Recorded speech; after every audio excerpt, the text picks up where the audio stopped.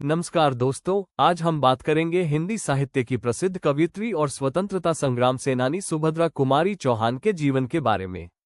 सुभद्रा कुमारी चौहान हिंदी की लोकप्रिय कवयित्री थीं।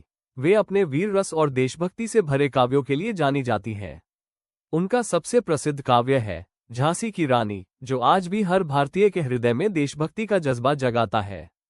सुभद्रा कुमारी चौहान का जन्म 16 अगस्त 1904 को उत्तर प्रदेश के इलाहाबाद जिले, आज का प्रयागराज, के निहालपुर गांव में हुआ। वे बचपन से ही साहित्य और कविता लेखन में रुचि रखती थीं।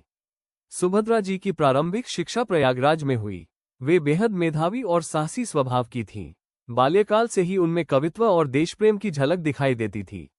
उनका विवाह लक्ष्मण सिंह चौहान से हुआ।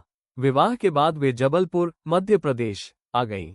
सुभद्रा जी केवल कवयित्री ही नहीं बल्कि स्वतंत्रता संग्राम की सक्रिय सेनानी भी थीं।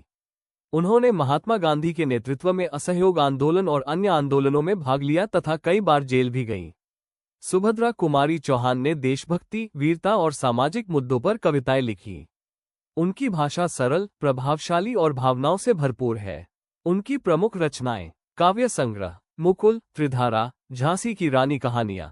उनका कहानियों में भी योगदान रहा, जैसे बिखरे मोती। उनकी कविता झांसी की रानी की पंक्तियां हर भारतीय को याद है और आज़ादी के आंदोलन में ये कविता सैनिकों और युवाओं के लिए प्रेरणा बनी। सुभद्रा कुमारी चौहान का निधन एक सड़क दुर्घटना में 15 फरवरी 1948 को हुआ, लेकिन वे अपनी कविताओं और देशभक्ति के अमर संदेशों के कारण आज भी लोगों के दिलों में जीवित है। दोस्तों, सुभद्रा कुमारी चौहान का जीवन हमें ये सिखाता है कि साहित्य और लेखनी भी समाज को बदलने और स्वतंत्रता की ज्वाला जगाने में कितना बड़ा योगदान दे सकती है। वे कवि ही नहीं बल्कि सच्ची देशभक्त और वीरांगना थीं। यदि जानकारी अच्छी लगी हो तो लाइक, शेयर और चैनल को सब्सक्राइब करें। वीडियो में अंत तक बने रहने के लिए शुक्रिया।